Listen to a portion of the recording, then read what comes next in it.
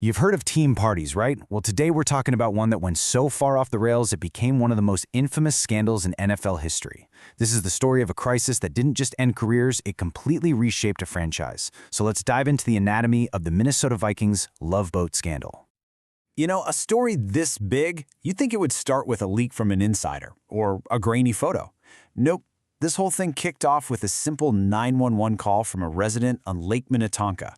Just a mundane complaint that, completely unknowingly, lit the fuse on an absolute public relations time bomb.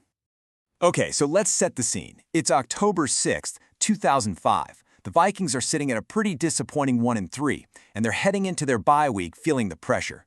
So to blow off some steam, a few guys on the team decide to charter a couple of houseboats for a party out on the lake. But what happened next? Well, it went way beyond just letting off steam. And look, this was no small get-together.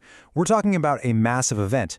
Over 90 people crammed onto these two boats, and that included at least 17 Vikings players. And get this, to make sure the party had the right, vibe, sex workers were reportedly flown in from as far away as Atlanta and Florida. This wasn't some spontaneous thing. It was planned out.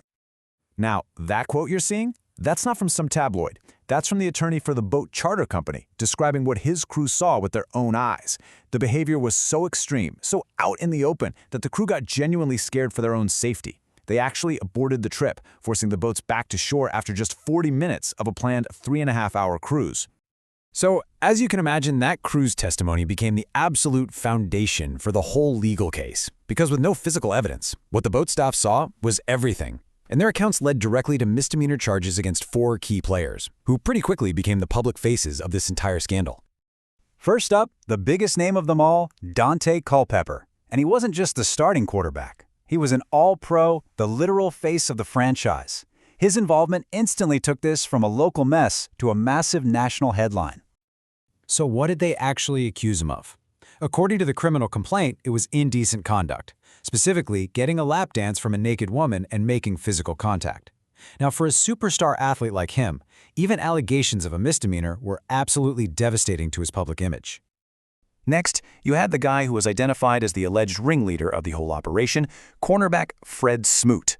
He had just signed with the team that year, and he was reportedly the one who put it all together and organized the charter boats. The charge against Smoot was for lewd conduct, and the details were incredibly graphic. The crew testified that they saw him using a sex toy on 2 women right there on the floor of the lounge area, with absolutely no attempt to hide it. This put him right at the center of all the chaos.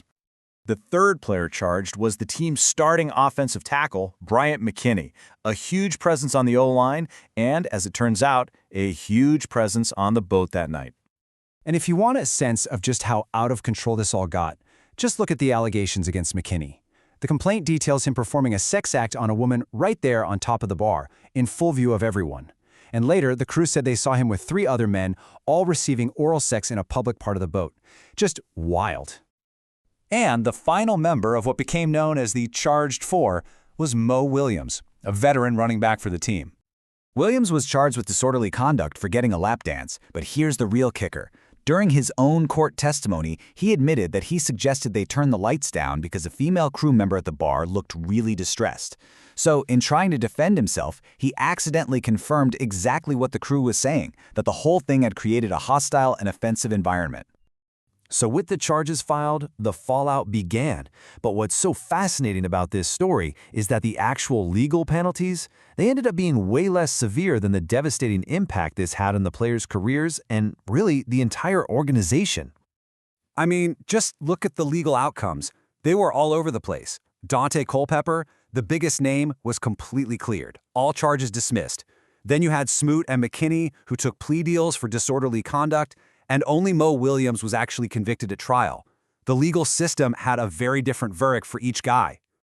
But the court of public opinion and the pressure on the field, that was a whole other story. Just look at Daunte Culpepper's numbers. In 2004, the year before, he was elite, a ridiculous 110.9 passer rating. Then, in the 7 games he played in 2005, the year of the scandal, his rating just fell off a cliff to a dismal 72.0. His touchdown-to-interception ratio completely flipped on its head. The mental toll was undeniable, and it was statistically catastrophic.